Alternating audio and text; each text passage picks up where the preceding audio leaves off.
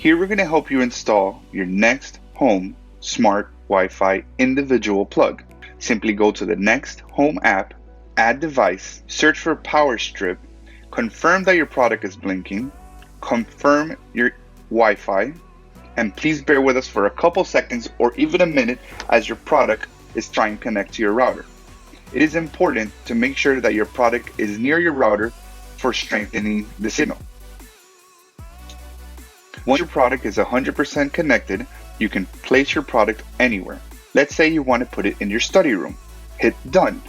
And here you are, your Next Home Smart Plug individual, which you can turn on or off.